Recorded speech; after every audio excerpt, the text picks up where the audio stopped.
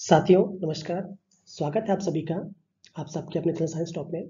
आज हम science top में यूपी पीसीएस में 2018 में जो भी क्वेश्चंस पूछे गए हैं आपके पॉलिटी सेक्शन से, हम उन क्वेश्चंस को देखेंगे और कैसे उनको हम एलिमिनेशन करके हम सारे के सारे क्वेश्चन सही करेंगे। आइए हम देखते हैं। ठीक है, चलिए पहला क्वेश्चन हमारा कह रहा है, भारत के संविधान के प्रस्तावना में कितने प्रकार का न्याय, ठीक है आपको प्रेम्बल से याद होना चाहिए, कितने प्रकार का न्याय, स्वतंत्रता, समानता एवं भ्रातृत्व या बंधुत्व इसी क्रम में कितनी बार उल्लेख किया गया हो। ठीक है, तो आपको अच्छी तरह पता होगा। वैसे तो सारे जो भी सिविल सर्विसेज के विद्यार्थी हैं उन्हें लगभग प्रेम्बल याद ही होती है, नहीं याद है फिर भी एक आध तो याद होना ही चाहिए। ठीक है, चलिए जो भारत की प्रस्तावना की बात की जाती है तो उसमें 3 प्रकार के न्याय की बात की जाती है। 3 प्रकार का न्याय, वो भी कौन सा न्याय, वो हमारा है सामाजिक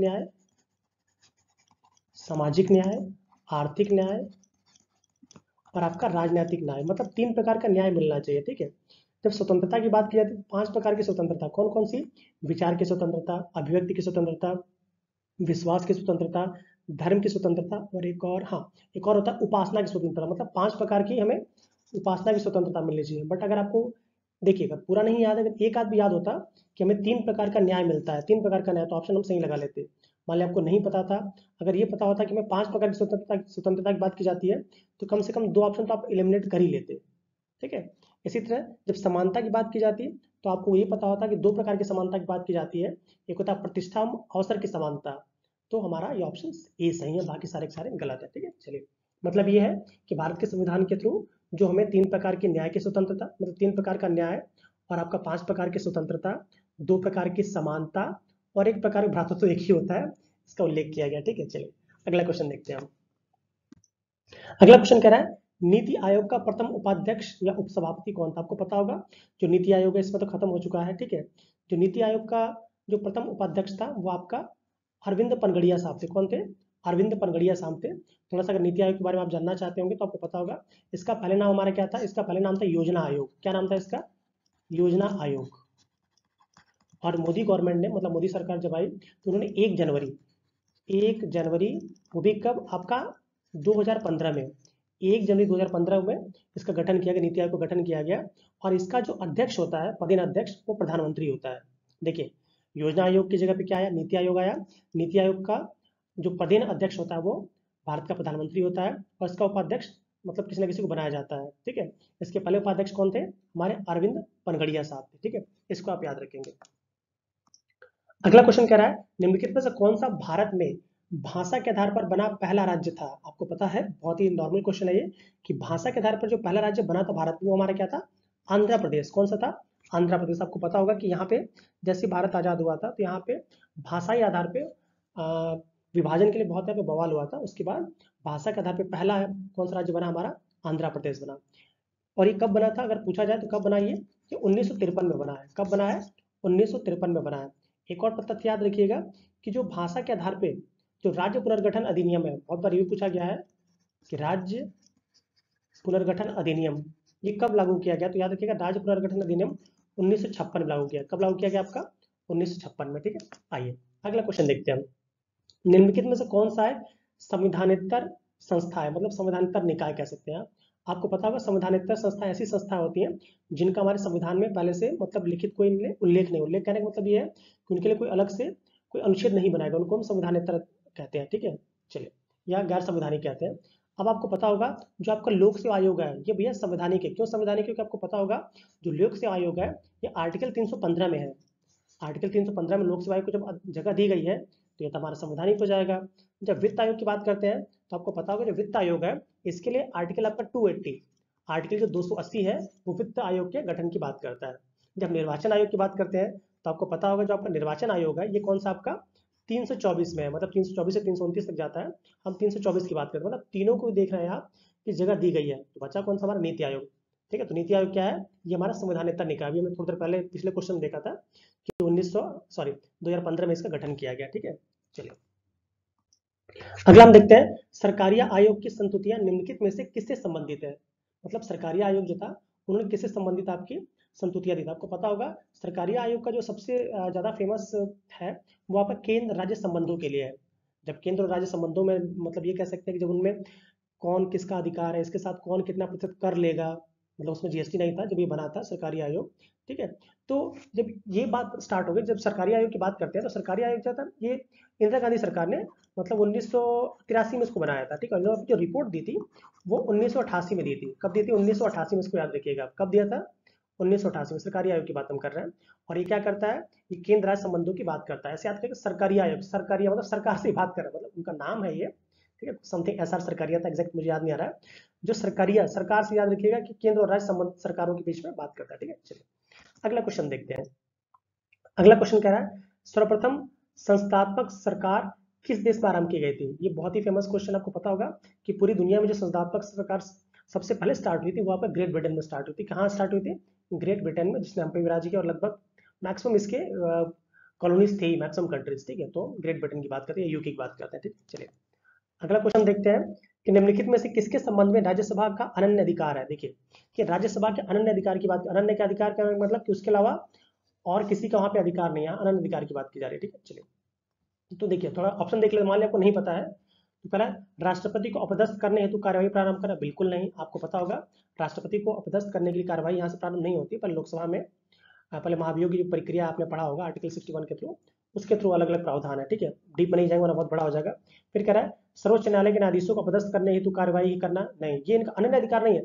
स्टार्ट तो हम कर सकते हैं कहीं से भी, किसी भी सदन से, बट अनन्य अधिकार नहीं। अनन्य अधिकार कहने का मतलब यह है कि केवल वही काम कर सकता, नहीं। तो मतलब सॉरी में से गलत हो गया कि राष्ट्रपति को हटाने की प्रक्रिया यहाँ से स्टार्ट हो सकती है, सर्वोच्च न्यायालय के न्यायाधीशों को हटाने की प्रक्रिया स्टार्ट हो सकती है, बट अनन्य अधिकार नहीं है इनका, ठीक है। हाँ, एक नई अखिल भारतीय सेवाओं के सृजन हेतु संस्तुति करना, हाँ ये सही है आपका, क्योंकि जो हमारा संविधान का आर्टिकल 315 कहता है राज्यसभा के बारे में, सॉरी 312 के थ्रू ये बोला गया है कि जो आपकी राज्यसभा होती है वो अखिल भारतीय सेवाओं का, अगर उन्हें जरूरी लगता है तो अखिल भारतीय सेवाओं का वो सृजन कर सकती है, मतलब उनको बना सकती है अखिल भारतीय सेवाओं को। और कौन सा आर्टिकल में? आर्टिकल 315 में। और ये काम केवल आपका राज्यसभा को दिया गया, तो ये इनका क्या अनन्य अधिकार है, इसको आप याद रखेंगे, ठीक। चलिए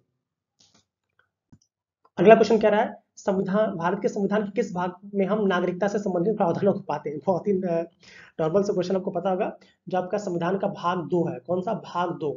इसी में हम, संविधान का जो भाग 2 है, इसी में बात करते हैं किसकी? हम नागरिकता की। और नागरिकता कहाँ से कहाँ तक चलता है आपका? थोड़ा सा याद करिए, 5 से 11 तक। कहाँ से? 5 से 11 तक। देखिए पहला भाग में क्या होता है, पहले भाग हमारा होता है 1 से लेकर 4, इसमें संघ और उसके राज्य क्षेत्र की बात करते हैं। भाग 2 में क्या होता है? 5 से 12, इसमें क्या पढ़ते हैं हम? 5 से 11, इसमें नागरिकता की बात करते हैं। फिर भाग 3 आता है, अच्छा भाग 3 इसमें दिया नहीं, भाग 3 आता है तो आपको पता होगा जो भाग 3 है वो हमारे कहाँ से स्टार्ट होता है? वो आपका 12 से 35 तक स्टार्ट होता है, 36 से आपका डीपीएस पे स्टार्ट हो जाता है, ठीक है। चलिए अगला क्वेश्चन देखते हैं हम। भारतीय संविधान में भारत की आधिकारिक भाषा से जुड़े प्रावधानों में संसद संशोधन कर सकती है, ठीक है। इसको आयोग ने इस क्वेश्चन को हटा दिया था, बट इसका सही ऑप्शन हमारा क्या होगा? अपने सदस्यों के साधारण बहुमत द्वारा, अपने सदस्यों के साधारण बहुमत द्वारा जो भारतीय संविधान है, सॉरी जो संसद है, वो भाषा संबंधित कोई प्रावधान लागू कर सकती है। अगला क्वेश्चन देखते हैं, बिना अनुमति के कितने दिन होगा ये, बिना अनुमति के कितने दिन संसद से अनुपस्थित रहने पर किसी सांसद को अयोग्य घोषित किया सकता है? देखिए जब सदन की कार्रवाई चलती है और कोई भी सदस्य अगर 60 दिन से अधिक अनुपस्थित रहता है तो उनके खिलाफ उन्हें अयोग्य घोषित किया जा सकता है, याद रखिएगा, ठीक है। 60 दिन, चलिए इसको याद रखिएगा, ठीक है। हाँ, जब सदन चल रहा हो तब की बात हो रही है, अगर हमने कहीं जाना है, कोई स्वास्थ्य की प्रॉब्लम है तो उन्हें बताना पड़ता है, पहले अनुमति लेनी पड़ती है, ठीक है। आइए अगला क्वेश्चन देखते हैं। समलैंगिकता संबंधी सर्वोच्च न्यायालय का निर्णय निम्नलिखित में से किससे संबंधित है? ये क्वेश्चन बहुत से लोग का गलत हुआ, जो आपका, तो इसका आंसर हमारा था भारतीय दंड संहिता की धारा 377। बहुत से लोग का क्वेश्चन गलत हुआ था, इवन मैं भी उसमें था। तो अब इसमें क्या था, अब देखिए खुद सोचिए कि जो समलैंगिकता के संबंधित जो सर्वोच्च न्यायालय का निर्णय था, ठीक है, ये आपका एडल्ट्री के लिए दिया गया था, एडल्ट्री के लिए, व्यभिचार के लिए दिया गया था, ठीक है। अब सोचिए भारतीय संविधान का अनुच्छेद, भाई भारतीय संविधान का अनुच्छेद थोड़ी ना था, ये भारतीय दंड संहिता, इंडियन पिनल कोड की बात की जा रही है, ठीक है, क्योंकि दंड देने का काम तो इंडियन पिनल कोड में है। तुम्हारा भारतीय दंड संहिता की धारा 377 है, ना कि ये। अधिकतम लोगों ने ये लगाया था, मैंने भी लगाया था, बट गलत हो गया था, ठीक है। कौन सा होगा हमारा? भारतीय दंड संहिता की धारा 377, ये सही है आपका, ठीक है। चलिए अगला क्वेश्चन कह रहा है राज्य के नीति निर्देशक तत्व, ठीक है, राज्य के नीति निर्देशक तत्व सहज अध्ययन के लिए निम्नलिखित में से कौन कौन से भागों में विभाजित किया जा सकता है? आपको पता होगा जो आपके राज्य के नीति निर्देशक तत्व है, इसमें समाजवादी बिल्कुल सही है, समाजवादी होना चाहिए, उदार बौद्धिकतावादी ये भी होना चाहिए, और गांधीवादी, सारे के सारे होने चाहिए, ठीक है। तो इसका ऑप्शन हमारा क्या हो जाएगा? डी, क्योंकि आपको पता होगा जो डीपीएसपी है वो 36 लेके 51 तक चलता है, उसमें सारे के सारे प्रावधान दिए गए, ठीक। चलिए अगला देखें, निम्नलिखित में से किसे अशोक चंद्रा द्वारा भारत में आर्थिक मंत्रिपरिषद कहा गया है, ठीक है। जो आपका योजना आयोग होता है, जिसको इसमें नीति आयोग कहते हैं, उसी को हम बोलते थे कि ये हमारी, मतलब उन्होंने बोला था, अशोक चंद्रा साहब ने कहा था कि आर्थिक मंत्री परिषद है। क्या है? इकोनॉमिक कैबिनेट या आर्थिक मंत्री परिषद है। अगला क्वेश्चन कह रहा है, भारत न्यायिक व्यवस्था में जब जनहित याचिका को शामिल किया गया था, उस समय भारत के मुख्य न्यायाधीश कौन थे?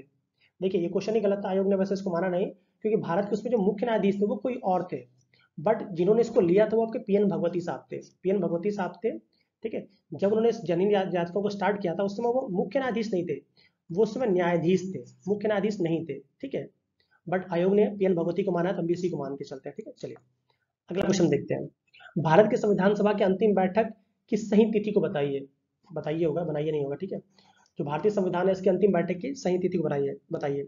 आपको पता होगा कि जो भारतीय संविधान की जो अंतिम बैठक हुई थी, वो आपके 26 नवंबर 1949 को हुई थी, बट उनमें साइन करने के लिए, जब साइन कर इसी दिन जब पूर्ण करने के बाद, तो आपके 26 नवंबर 1949 को हो गए थे, बट अंतिम दिन जो सबको बुलाया गया था साइन करने के लिए, ठीक है, 11वें अधिवेशन में, तो वो आपका 24 जनवरी 1950 है। कब है? 24 जनवरी 1950, जिसके बाद सब में साइन कराया गया, सभी सदस्यों के द्वारा संविधान पर हस्ताक्षर कराए गए थे। तो अंतिम बैठक हमारी क्या हो जाएगी? 24 जनवरी 1950। क्या होगा? 24 जनवरी 1950, ना कि ये इस दिन पूर्ण हुआ था, ठीक है। डेट हमारी क्या होगी? 24 जनवरी 1950, जिस दिन सारे के सारे जो भी संविधान के सदस्य थे संविधान सभा के, उन्होंने सिग्नेचर किया था। अगला क्वेश्चन देखते हैं, निम्नलिखित में से किसे भंग नहीं किया जा सकता, पर समाप्त किया जा सकता है। आपको पता होगा कि लोकसभा को, ठीक है, लोकसभा को भंग किया जा सकता है, ठीक है, पर समाप्त करें। निम्नलिखित में से किसे भंग नहीं किया जा सकता? अच्छा, पर समाप्त किया जा सकता है। आपको पता होगा लोकसभा और विधानसभा दोनों को ही हम भंग कर सकते हैं, ठीक है, दोनों को हम भंग कर सकते हैं। तो ये तो ऑप्शन होंगे नहीं। बचा हमारे क्या? राज्यसभा, विधान परिषद। आपको पता होगा जो आपका राज्यसभा है, राज्यसभा के जो सदस्य होते हैं 6 साल के लिए आते हैं, ठीक है, और हर 2 साल पे उनके नए नए सदस्य आते हैं। तो इतना आपको पता होगा, मैं ज़्यादा डीप में नहीं जाऊँगा। और आपको पता होगा राज्यसभा कभी भंग नहीं हो सकती है। राज्यसभा जो है कभी भी भंग नहीं हो सकती है, वो चिरकालिक चलती रहती है, ठीक है। चलिए, बट जो विधान परिषद की बात करते हैं, विधान परिषद आपकी भंग हो सकती है। राज्यों में विधान परिषद होती है, आपको पता होगी। राज्यों में विधान परिषद होती है, विधान परिषद को भंग किया सकता है, भंग भी किया सकता है, समाप्त भी किया सकता है। समाप्त कैसे हो सकता है? सॉरी, भंग नहीं किया सकता, पर समाप्त किया सकता है। समाप्त कैसे किया सकता है? अगर संसद चाहे, हमारी केंद्र सरकार की संसद चाहे, और राज्य से अगर प्रतिवेदन मिले, ठीक है, राज्य सरकार कहने का मतलब है विधानसभा से प्रतिवेदन मिले कि भैया कि हम चाहते हैं कि हमारे राज्य से विधान परिषद को हटा दिया जाए, हटाया जा सकता है, ठीक है। तो ऑप्शन हमारा क्या हो जाएगा? डी। मतलब ये कहने का है कि जो आपका विधान परिषद है, इसको भंग नहीं किया जा सकता, परंतु क्या है? समाप्त किया जा सकता है। और राज्यसभा को ना तो भंग किया जा सकता है और ना ही समाप्त किया जा सकता है। और जो लोकसभा और विधानसभा है, इन्हें भंग किया जा सकता है, ठीक है। चलिए अगला क्वेश्चन कह रहा है, भारत सरकार द्वारा महिला एवं बाल विकास के लिए स्वतंत्र मंत्रालय का कब स्थापित किया गया था? क्वेश्चन आयोग ने हटा दिया था क्योंकि क्वेश्चन गलत था इसमें, क्योंकि याद रखिएगा जो महिला एवं बाल विकास मंत्रालय है, ठीक है, महिला एवं बाल विकास मंत्रालय, ये एक स्वतंत्र, ये 1985 में अस्तित्व में आया था, ठीक है। 1985 से लेकर 2006 तक, 1985 से लेकर 2006 तक ये मानव संसाधन विकास मंत्रालय के अंडर में था। किसके अंडर में था? मानव संसाधन विकास मंत्रालय के अंडर में था। और 2006 में इसे एक स्वतंत्र कह सकते हैं कि मंत्रालय का दर्जा दिया गया। तो सारे ऑप्शन गलत, इसलिए क्या हो गया? कटपिट हो गया। नेक्स्ट क्वेश्चन, अगला क्वेश्चन देखते हैं कि लोकसभा में केंद्र शासित क्षेत्रों द्वारा सर्वाधिक प्रतिनिधित्व कितना हो सकता है? तो जो संसद जो कानून बना रखा है अनुच्छेद 81 के थ्रू बोला जाता है कि लोकसभा में जो केंद्र शासित प्रदेश है, वहां पे जो केंद्र शासित प्रदेश है, वहां पे जो लोकसभा की सीटें हैं वो अधिकतम 20 हो सकती हैं। कितनी हो सकती हैं? 20 हो सकती हैं, ठीक है। चलिए, इस तरह हमारा सारे क्वेश्चन खत्म हो गए। अगर आपको हमारे कार्य अच्छा लगता है तो प्लीज़ हमारे चैनल को लाइक शेयर और सब्सक्राइब करिए, और जो भी आपके अवेलेबल कमेंट्स उसको प्लीज़ कमेंट बॉक्स में दीजिए। इसके साथ साथ ये भी बताइएगा कि क्या ये कलरफुल जो हुआ ये आपको अच्छा लग रहा है कि नहीं लग रहा है, ठीक है। प्लीज़